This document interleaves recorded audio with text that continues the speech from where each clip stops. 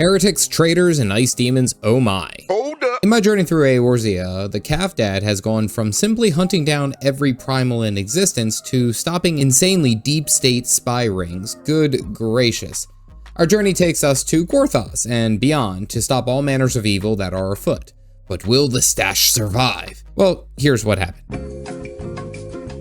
We pick up this leg of the journey at the Rising Stones as Memphilia asks us to go and assist Alfie. This damn quest is called a Traitor in the Midst. We've been a group for 5 minutes. What the hell? Get it together, you blonde punk. Well, he bounces us over to Ilberd, and Ilberd starts screaming at us that there is a traitor in the midst named Ivy, somewhere in the ranks of the Immortal Flames. Someone who is high up in ranking status, but like, damn dude, why you gotta yell so loud? So we rush off to Raubon because he is our most trustworthy friend and best buddy. But then Ilberd walks up and says that they are best friends. I personally have never been betrayed so hard in my life by pixels on a screen. Dylan! You son of a bitch. Well, they spend 20 minutes chatting about how they missed one another, but now they're whispering to each other, like, very, very quietly. Raubon finds out that, yeah, there is a traitor in his group, and he starts working on it. So we rush back to the Commander Sassy Child to tell him all about it. Well, Alfie is stressed because apparently the Garleans have kidnapped one of our braves. Good God, guys, we've been a group for 10 minutes now, and you guys are getting kidnapped. There's a traitor. Oh, my God. Well, we rush off to this castrum to get ready to throw down because these guys must have forgot who I was. I kick down the door and massacre literally everyone here, all of them, getting smacked and smashed. You dumb chunky monkeys made a mistake. We take the time to literally kill everything in a quarter-mile radius because F you, that's why. Then we rush back to tell Alfie to say, hey, it's all good in the hood. He starts talking to us about getting ready to meet up with a fancy dignitary from Korthos. Alrighty, well, we got a little bit of story from Alfie and Memphilia. Apparently, Korthos doesn't play well with others and didn't want anything to do with us. Until now. We go off to Lord Horsefart to talk to our boy, and he's like, you gotta meet my best guy. In walks this absolute heartthrob.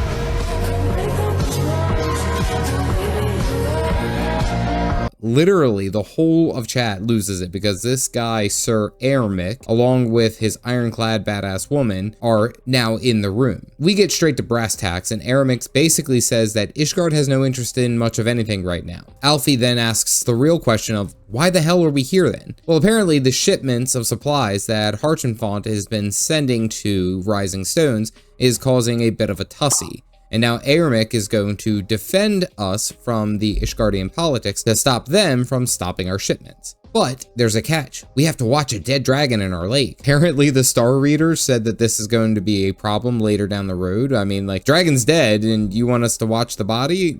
I bet. Well, Iceheart, or Queen Elsa from the last stream, apparently intercepted one of the caravans and is causing a ruckus, so now we have to go and deal with her. Well, we rush off to the attack location and then get bounced back to talk to a survivor. Apparently, the only reason he survived was because everyone was murdered super quick and he basically played dead. Nice. We go off to talk to the Naughty Knights, and then they come up with the idea of hunting down Iceheart and getting rid of her shenanigans. Drillmont in Whitebrim Fort says, okay, we got you. They ran off to Snowcloak. Here we go. Now it's like a triple threat. We have Braves, Ishgardian Knights, the Warrior of Light ready to throw down. Drillmont knows that there's a suspected heretic somewhere in the midst of his own unit, so we tail them to see where the entrance to Snowcloak is. A heretic meets up with the traitor, which I don't understand anything about this. Somehow Caffeinated Dad in his loud-ass armor is able to roll perfect nat 20 stealths, and overhears just about everything. They didn't suspect a thing. We confirm that we need to rush off to Boulder Downs to stop the Knights from basically walking into a trap. Well, too late, everyone is already dead. So Caff Dad goes ahead and thins the ranks of all these heretics because, yes, why not? After the absolute bloodbath, we clean up a bit and a note of the heretic's plans is there and we take it to Drillmont. Basically, he's like, damn, another traitor. This whole game has basically been about not being able to trust anyone. Well, anyway, we get catapulted to Sir Ermic at Snowcloak, and there's about to be an ambush. Well, it's too late. These guys appear out of the ice. They're ready to do the world a favor and end Alfie. Reverse Pants jumps in to save the day, and we need to enter into Snowcloak and root out Iceheart, stopping her from summoning an abomination called Shiva. How the hell did I miss this? Well, they can't fit anyone into these tunnels except for Caff Dad, but of course, we're always sent into the worst places. So we get into Snowcloak, and this whole area is actually super serene.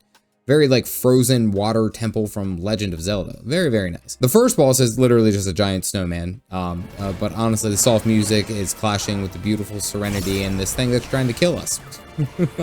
We dash through this whole giant icy cliff area to fight a Yeti. Nothing special. It's just a Yeti. It's just chilling.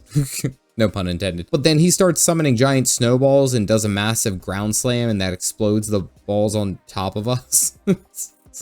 That was bad. Pretty neat, huh? Wait a minute. Well, we smash to the end and fight Fenrir, a giant wolf. But honestly, I love the look of this guy, and if he's a mount, that is just even cooler. Oh, man. Well, I'm informed that I have to get the mount later from the gold saucer. Ugh. Well, we beat up the doggo, and then we get this cutscene of almost Pants. Now we need to talk about her shenanigans and what is happening. She wants to end the war between dragons and man, and then she goes about the greater good and then just disappears into either a crystal fart cloud. We almost caught her, Pants. Alfie says now we need to stop Iceheart from summoning Shiva. Oh boy, another primal. Man, it's always another primal. Minfilia shows up here in a wonderful winter coat, and Alfie still hasn't put on the appropriate attire. Apparently, Shiva doesn't have much information on her, but apparently she hooked up with the dragon, which is like the heretic's best thing ever. It probably isn't the best thing ever if you think about the mechanics of it. And Minfilia confirms that Shiva was in fact a woman, not a primal, and she was basically able to wield the power of a primal. Apparently, crystals and convictions are all you need to become primalesque. Ugh, God, these people. Well, we help Utes to pursue some heretics, mainly because the Aldean Crystal Braves who have joined us are having to run through the snow, and these people are like literally from the desert. They've never seen snow in their life, and we're like, yep, go into this wintry hell. Well, we save this one guy and literally trek all the way across Korthos, hunting down the rest of these heretics until we have to save Hase from our little Lalafell buddy. Well, it looks like they were headed off to the observatorium, so Calf Dad shows up, literally being the scariest thing out in this zone. And then immediately they get surrounded by Alfie, Ilberd, and Yugiri, who appeared from the shadows. Ilberd says it's time for you to give up, and Yugiri tells us that she wants to help root out the traitor in our midst. Her and her shinobi are always watching. That's a little scary. I should probably clear my internet history then. Well, Ilbert gives us a report on the search for Ivy, and apparently there was an Immortal Flame stationed at Revenant's Toll. They detained all the subjects who were suspected of being a part of the group, and apparently he was selling information on the shipment routes to a certain merchant. Allegedly. Well, Ivy turns out to be a traitor somewhere in Raubon's inner circle. Dun dun dun! Well, we get a message from the Alliance leaders, and apparently there's a new crazy captain in the Garlic Bread Empire. So the main crew come together, and apparently the War of Succession has come to an end, and the new emperor is ready to reign.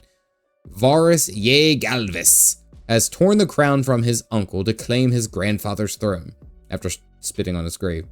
Apparently, he's ready to fire up that war and bring garlic bread justice to Eorzea. Mom Connie says that we should recruit Ishgard into this alliance to fight the Garlic Bread Empire. Alfie makes a point of saying that we can't do it until we get rid of Ivy. Apparently, Ilbert has identified Ivy. It's none other than the second in command for Raubon. Apparently, she's a deadly fighter in her own right, but apparently was bought off by the Garlic Bread people. Then we hear her name, Roali, which is apparently pronounced YU, which is even more stressful. Well, we track her down, but nobody has seen where she has gone. Ilbert is frustrated, but then a Doman appears and says, hey, we were in the shadows watching everything. Doo-doo-doo! And she left for a boat headed off towards the East Shroud. We Scooby-Doo run to go meet Yugiri, who has been tailing YU, and she apparently is about to meet up with a garlic bread soldier. Nice. Well timed. This lady's like being super shady, and we sneak up on her, taking her and the garlic bread soldier by surprise. But look at this absolute dork. Like... This was your contact? He's a dork. Well, she reluctantly goes with us, and we report back to Minfilia the Miner, who is like, hey, nice. Anyway, about the primals. Like, lady, can you let me focus on one damn thing at a time? She wants us to go and stop Iceheart from summoning their deity, but we cannot safely do it without going through the Aethernet crystal that could possibly kill us. So we need an expert on the matter, and right outside, a carriage pulls up, and out pops this incredibly tall mom. What did he say? Female Rodigan. Her name is Moonbrita, and she is going to help us with the Aetherite tech, and she is like apparently the super biggest crush on orangutan here. She shows us her science project, and in walks Uber Danger, and she sprints over and snatches him up like the last chicken nugget off my kid's plate. She basically manhandles our boy. And then of course she starts hitting on him. Listen to this line. To your side. What was it you said? None save thee can satisfy this need. Oh damn, even Thancred was flustered. Well, we have a plan to use the broken aetherite crystal and blast it with some more aetherite crystals to travel. But apparently we could die if we go and do it. So of course Minfilia throws us at her problem, as always. We tell Alfie the plan and he's like, good luck, Big Daddy, it ain't on me. Well, we don't participate in the prep for the crystal because we're just here for the bonking, so now it's time to throw down with an ice god. We enter this amphitheater where Iceheart tells us that she is going to form a lasting peace. Basically, I'm the bad guy for stopping her from murdering everyone. Iceheart starts yelling and screaming and literally uses Ice Block from World of Warcraft and becomes possessed by Shiva. Oh boy. Shiva is showing a bit of skin there for my PG channel. This fight, first and foremost, is epic. Tons of damage flying around, big mobs showing up, and just epicness. It's so good. The theme is great as well as with her music, because it's like somber, but almost like stressful, you know? Well, she freezes us all together, and the music starts blasting. And it sounds so great, holy hell. Ice Blast, area effects, and so much more with this fight. It was so good. Well, we down the Ice Lady and only have Iceheart to reappear and basically say that we are all pawns here. She tells us to seek out the Keeper of the Lake, and in the background an Askian appears and he's like, nah! He just sounds too nasally in my opinion. We rush off to tell Alfie everything that transpired and everyone what has happened, and basically everyone's like, oh, this was the best possible outcome and the shipments will continue. Aramix says, hey, your skinny elf boyfriend missed you and he was worried about your safety. We get back there and Harchenfant gets mad because apparently we took on Shiva knowing that we could die. And he was like, you fool, it was torture not knowing your safety. Well, we talked to Alfie and Baymeric and he's thanking us for taking down a primal. Now Ishgard is willing to talk about alliances.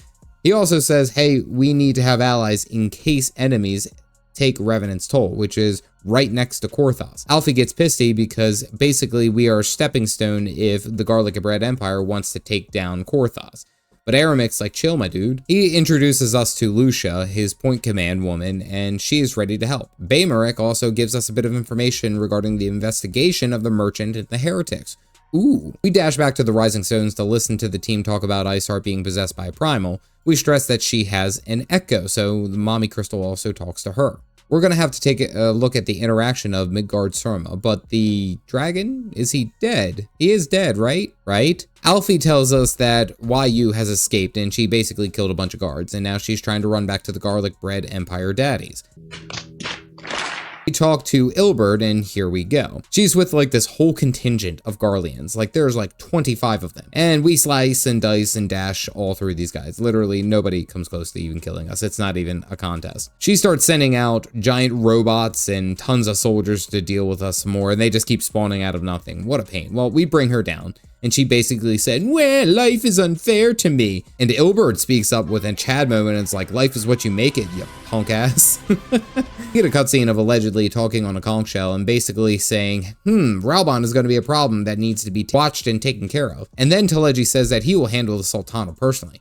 Really hate this little stash dude. Minfilia is like, wow, that's interesting. Anyway, the Askians. Moonbrita then says that we can capture Askians and white crystal, but we need to make a crystal weapon to smash the crystal once captured. They mentioned the school of Baldesium was obliterated because of Askian shenanigans. Doo-doo-doo. Then we see Ilberd, Alfie, and the Angry Whitebeater talking about YU. Apparently, she was an agent for the new Garlic Bread Empire under Varus, as well as being an agent for Van Belsar, as well as the Monitorists here in Ul'dah. But why give information to the heretics? She was literally selling everything out to everyone. She belongs to the streets. Well, Ralbon is pissed now and he starts getting mad. Then we see the Sultana, Mama Connie, and Meryl Webb all sitting there having a nice little girls' night out with a couple drinks, hopefully coffee. And she informs everyone that she is going to resign and dissolve the Sultanate, because things are getting shitty and she needs to do what's best for her people. This is crazy! Well, this leg of the journey has been wild, chasing down heretics to rooting out evil shenanigans in Korthos. Like, holy hell, we were all over the place in this. First, I love that we went and helped out Korthos and made a better relationship there by taking down a primal and rooting out the rest of the heretic issues. We also had a really cool chance meet up with Baymeric, and it's just like, then we saw Tall Mommy Moonbrita, and it just like made it all better. I said this on stream. Caffeinated Dad's a fan of leg tattoos. Personally, the story has picked up in pacing incredibly fast and like in the best way. There's something crazy coming to a head with Monitorists in Ul'dah, and I don't know quite what it is yet. This is absolutely wild. Now, it seems like we are going to have the Garlic Bread Empire rising from the ashes again, under the unified banner and ready to throw hands, and Eorzea is definitely the primary focus of their problems. This is going to be brutal. Recently, I reflected back on my time in Final Fantasy XIV, and I realized I had 5 misconceptions that were harming my enjoyment of this great game. You can hear them here. Otherwise, stay caffeinated, folks.